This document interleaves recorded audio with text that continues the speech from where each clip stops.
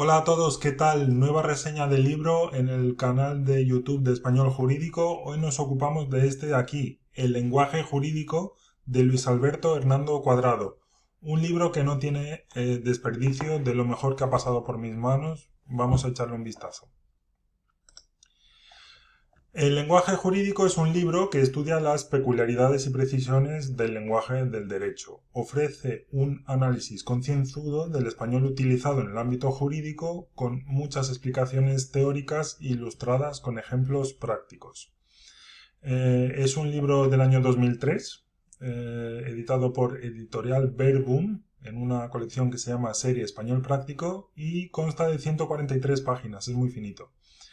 Su autor es Luis Alberto Hernando Cuadrado, catedrático de Lengua Española en la Universidad Complutense de Madrid. El libro está dividido en 5 capítulos, llamados morfosintaxis, lexicología y semántica, textos legales y disposiciones administrativas, escritos procesales y documentos notariales. En cada uno se realiza una serie de análisis. Por ejemplo, en el primero se analizan las formas y las funciones de los componentes gramaticales del español del derecho.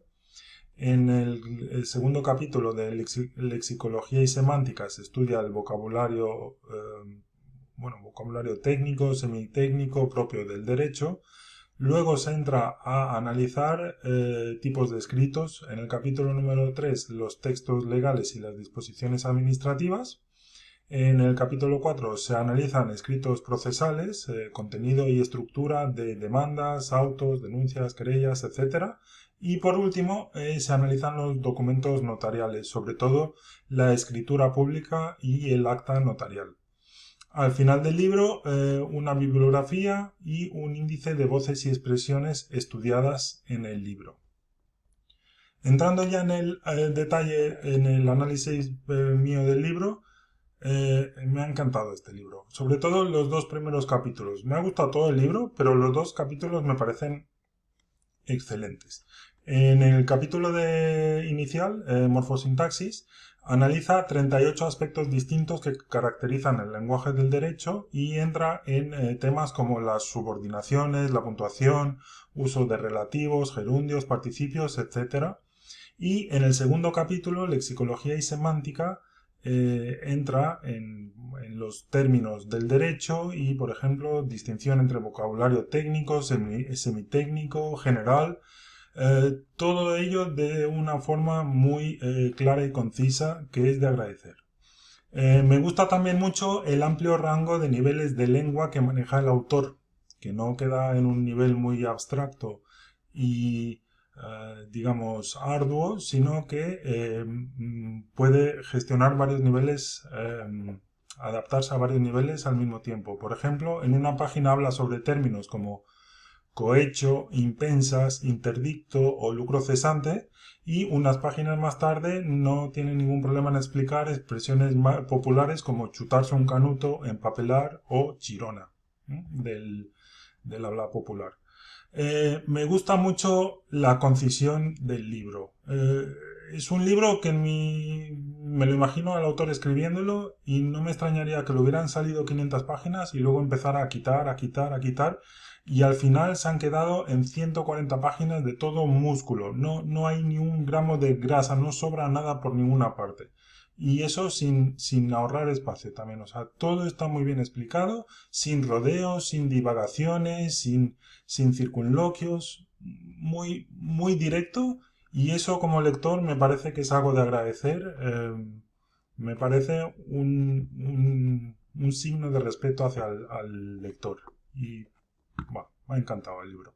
La parte de estructuras de las leyes, escritos procesales y actas notariales, los tres capítulos, el tercero, cuarto y quinto capítulos, nos permite también acercarnos al derecho ya desde una parte de los formularios o de los escritos utilizados y ver lo rígido que son muchos documentos jurídicos en lo referente a su estructura.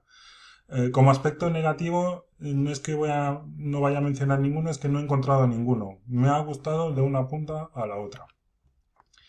Citas es un libro, eh, es muy didáctico el libro y tampoco tiene citas así muy relevantes, pero bueno, para que nos hagamos una idea de la manera como se explica la información. En la parte de morfosintaxis, por ejemplo, habla de las enumeraciones y dice que se incluyen a menudo prolijas numeraciones con el fin de precisar toda la riqueza de la realidad y de los casos posibles. Y a continuación nos da un ejemplo de la Constitución española, el artículo 14.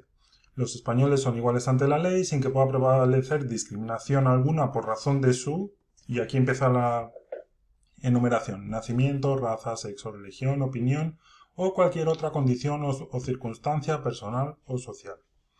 Luego, en el segundo capítulo, que hablaba de terminología, de sintaxis, por ejemplo, nos explica que los términos demanda y denuncia con frecuencia se consideran como sinónimos, sobre todo menciona el periodismo judicial. Sin embargo, hay que tener en cuenta que se refieren a procedimientos distintos. Uno es un procedimiento civil y el otro es un procedimiento penal. También nos da una serie de errores que hemos de evitar. Habla también sobre, por ejemplo, el mal uso de presunto y algunos términos más. Y por último, ya cuando está describiendo los documentos típicos del derecho, nos describe el auto. Es una forma de resolución judicial fundada en la que se decide sobre cuestiones secundarias, previas, incidentales o de ejecución para las que no se requiere sentencia. En su estructura se distinguen encabezamiento, hechos, razonamientos jurídicos y decisión.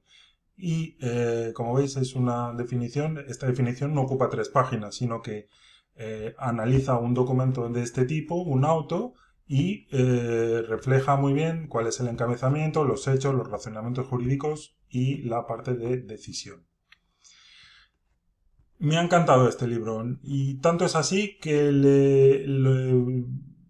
le voy a poner la máxima nota de los libros que he tenido ocasión de leer y he reseñado en este canal, porque de verdad, si quieres estudiar sobre el lenguaje del derecho, no se me ocurre mejor obra que recomendar. Como comentaba ahí en la diapositiva, magnífico libro para entender cómo funciona el lenguaje en el ámbito del derecho. Análisis de rasgos gramaticales, análisis de la terminología jurídica y análisis también de la estructura de distintos tipos legales. Una maravilla de libro, es una lástima que tenga 20 años y me da la impresión que es la única edición. En fin, ¿qué le vamos a hacer? Así es la vida, pero es una pena. Debería ser obra de referencia en muchos contextos. Nada más por mi parte, nos vemos en la siguiente reseña del libro. Un saludo, pasen bien.